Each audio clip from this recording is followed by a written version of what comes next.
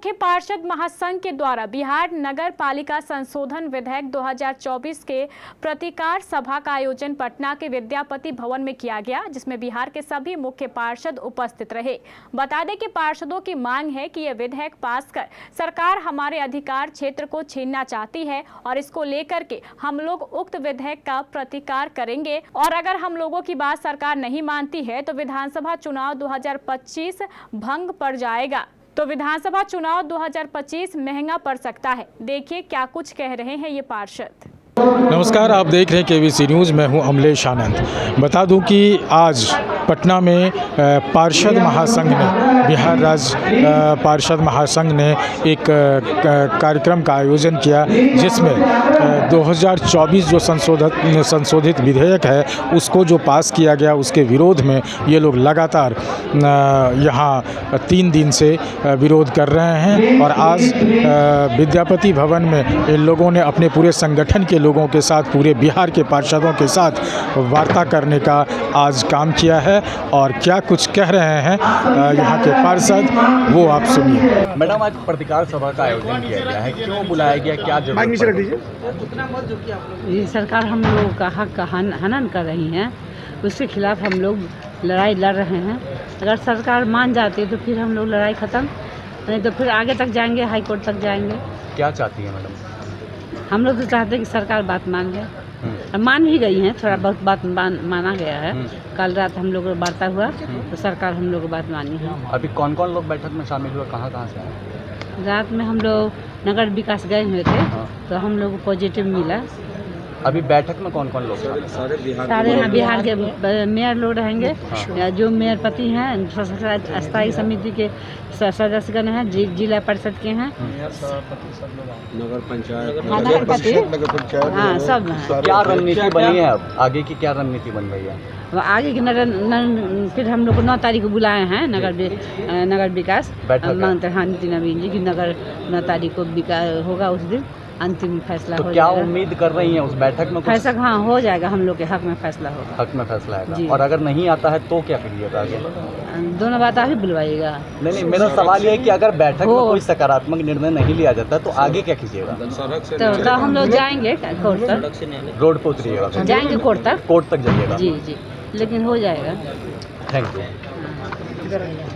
किस बात को लेकर के आप लोग आज सभा बुलाए हैं? जिस तरीके से सरकार के द्वारा योजनाओं को लेकर जिस तरीके से उन्होंने काला कानून पास किया था, उस पर हमारे पूरे मुख्य पार्षद संघ, साथ में पार्षद और हमारे बिहार के जितने मेयर माननीय सारे लोग इकट्ठे हुए हैं। और कल हमारी पहली वार्ता सुबह में हुई थी माननीय नीति नवीन जी के साथ, जिसमें उन्होंने आश्वस्त किया था इन बातों को लेकर कि जिस तरीके से मैं एक प्रतिनिधि हूँ और आप एक प्रतिनिधि हैं, तो प्रतिनिधियों का मैं हक का हनन, मैं उनका अधिकार का हनन नहीं करूँगा। लेकिन स्पष्ट उन्होंने कहा था कि अगर इस तरह की कोई बात बनती है तो वो उस चीज़ों को स्पष्ट करेंगे प्रेस के माध्यम से। लेकिन एक वार्ता सुबह हमारी हुई थी उनके साथ, हमारे जो है माननीय नगर पंचायत परिषद के लोग मिले थे, और शाम में फिर एक दूसरी टीम के साथ वार्ता उन्होंने की है कल शाम में। और आज उन्होंने हमें एक आश्वासन दिया था कि कल या आज या कल तक वो एक प्रेस वार्ता के माध्यम से अपनी बातों को स्पष्ट करेंगे कि सरकार का जो रवैया, जिस तरह का उन्होंने संशोधन किया था हमारे नगर निगम, नगर पालिका और नगर निगम के बारे में जो संशोधन किया था, उस पर उन्होंने कहा था शब्दों का हेर फेर है। तो उसके बाद उन्होंने कहा इस शब्दों का हेर फेर को हम ठीक करेंगे, बहुत जल्द सब कुछ करेंगे। लेकिन एक बात के बाद आज वार्ता हो रही है और उस वार्ता के बाद हम लोग इकट्ठे हुए हैं, आज निर्णय करेंगे पूरे बिहार के जो नगर पालिका के नगर निगम, नगर पालिका, नगर परिषद लोग हैं, और हम तय करेंगे कि अगर सरकार के द्वारा अगर हमारी बातों को नहीं रखा जाता है और हमारे हक की, जो हमारे अधिकार की चीज़ों को जिन्होंने संशोधन तैयार किया, अगर उसमें कमी नहीं आती, फिर से वापस नहीं जाता है, तो हम लोग इसके लिए फिर वार्ता करेंगे और जितनी ज़रूरत हो जब तक हो हम लोग लड़ेंगे और इस चीज़ को हम अपने हक की लड़ते हुए इस चीज़ को हम पूरा करेंगे। एक मिनट, डॉक्टर आशीष सिन्हा जी हमारी तरफ से बताइए सर। यहाँ के अधिकृत बोलेंगे, ये बताइए, देखिए मोटे तौर पे पहले ये बता दीजिए कि 2024 का जो संशोधन विधेयक है वो क्या है, जिसको लेकर आज आप लोग? देखिए, दिनांक 23 जुलाई 2024 का वो दिन जिस दिन बिहार विधानमंडल में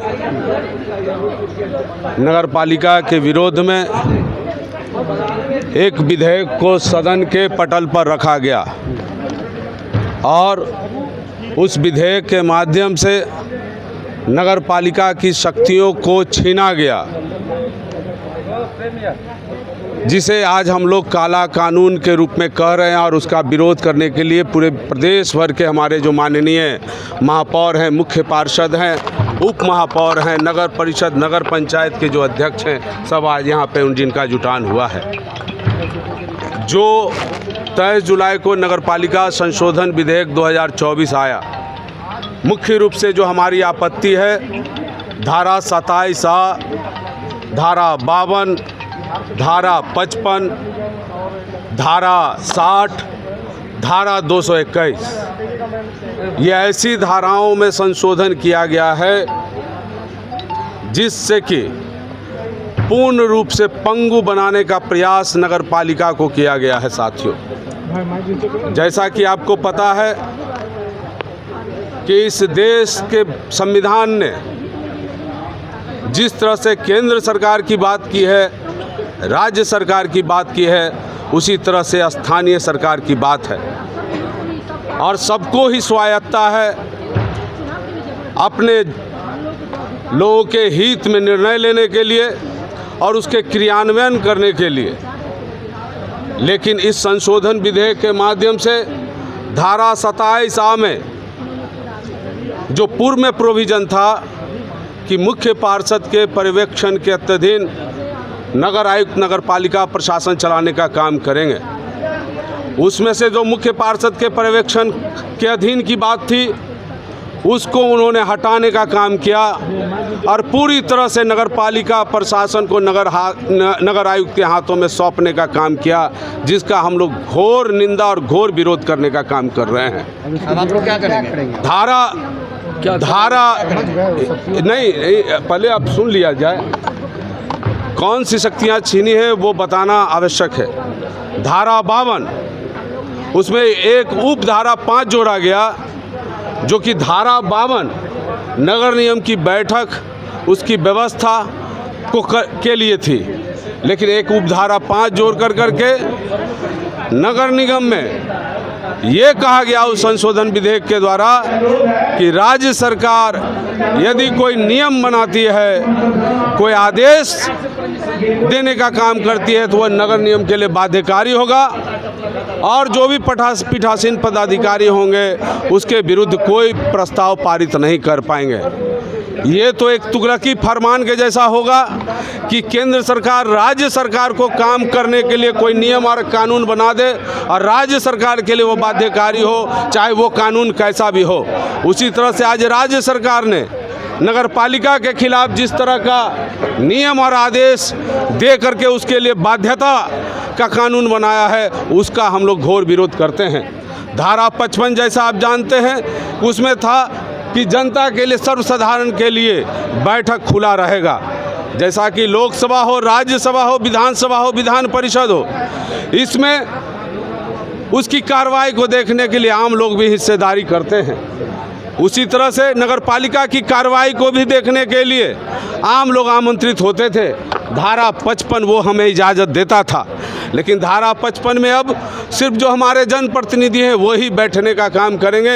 इस पे हमारी कोई आपत्ति नहीं है, लेकिन नगर पालिका, नगर परिषद की कार्रवाई देखने का अधिकार आम जनों को भी है, इसलिए उस अधिकार को भी वापस करना होगा। इसके बाद धारा 60, मैं धारा 60 के विषय में बताना चाहता हूँ। आप लोग 3 दिन से लगातार बैठक कर रहे हैं, सरकार से आप लोग की वार्ता हुई है? लगातार 3 दिनों से, जिस दिन से नगर पालिका संशोधन विधेयक पेश हुआ उसके पूर्व और उसके बाद लगातार हम लोग माननीय मंत्री जी के संपर्क में थे, प्रधान सचिव नगर विकास आवास विभाग के संपर्क में थे।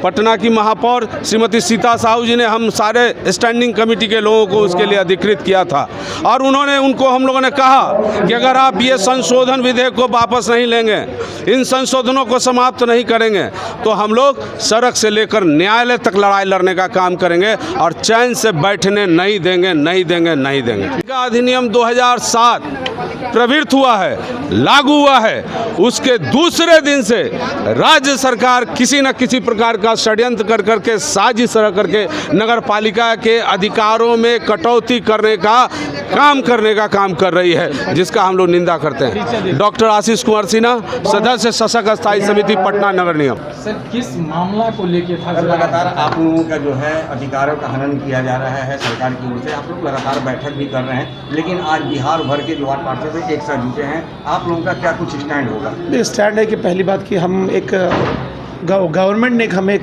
प्रतिनिधियों का एक विंग बनाया था, जो हम चुनाव की प्रक्रिया में लोकतंत्र में हैं कि किसी नगर और नगर के लोगों के द्वारा एक चुनाव किया था, जिसमें कि हम पार्षद और हमें मुख्य पार्षद बनाया था, जिसके बाद हम शहर के सौंदर्यीकरण, शहर के काम, शहर के कैसे विकास हो, शहर में समस्याओं का हल हम निकालते हैं। सिर्फ हम हमें एक भत्ता मिलती है, वो भी भत्ता हमारा कोई वेतन नहीं है, हम 6,000 के भत्ता पे हम काम करते हैं सरकार की तरफ से, और सरकार के द्वारा कुछ हमें अधिकार दिए गए थे, जिसमें हम योजनाओं को लेकर जो रोड नाले कहाँ बनेंगे, कैसे उनका योजना होगा, हमारे कचरा प्रबंधन क्या सारी चीज़ें होती थी। लेकिन इसी तरीके से उन लोगों ने पहले हमारे लाइट्स का जो अधिकार छीन लिया। जो लाइट्स वगैरह हम नगर में आप देखते हैं लैंप लगती है, वो नगर पंचायत, नगर परिषद और नगर निगम के द्वारा लगती थी, उसके अधिकार से हमारे थे कि हमें कितनी लाइट्स की जरूरत है, कितना खरीदना है, वो उन्होंने भी हमसे छीन लिया 2 साल पहले। अब पूरे 2 साल के चुनाव जीतने के बाद भी हमारे पास एक लाइट खरीदने का अधिकार नहीं है, और हमारे नगर में हर जगह अंधेरा, और पिछले जो एसएल कंपनी के द्वारा जो लाइट्स लगाए गए थे, वो लाइट कहीं कहीं खराब है हर जगह, और उसकी मेंटेनेंस हमसे 35,000 हम पे करते हैं।